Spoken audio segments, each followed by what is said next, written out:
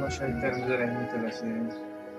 Şəhid analarına onu deyə bilərəm ki, fəxr edin ki, elə sizin övladlarınız var. Heç vaxt tutulmayın, həmişə başımız uzadır. Allah canınızı sağ eləsin. Nə deyə bilərəm ki, Allah bütün şəhidlərimizə rəhmət eləsin. Allah sizin için sağ olun. İctimaiyyət göstərir ki, biz şəhidlərimizi kötü şeylər etməklərimizdə deyil.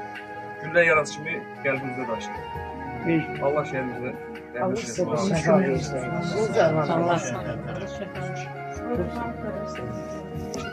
Şəhid analarını salamlayıram. Qarşılarında baş əyirəm. Şəhid anaları bizim həssas nöqtəmizdir.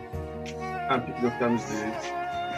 Şəhid anası həyatda ən acılı, ən çətinli, qadın üçün ən keçilməz nə varsa onu yaşayan insandır. Çətin prosesdir. Mən bir şəhid oğlu kimi bunu çatdırmaq istəyirəm ki, nəzərinizə bu həyat özü əvvəldən planlanmış həyatdır. Şəhidlər ana bəxtində şəhid olurlar. Görürsünüz, biz qazi olduq, şəhid ola bilmədik.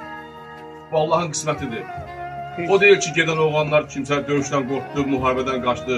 Biz qalib ordunun qalib şəhidləri, qalib ordunun qalib qaziləriyik, veteranlarıyıq. Hərənin qismətində bir dənə bir nöqtə var.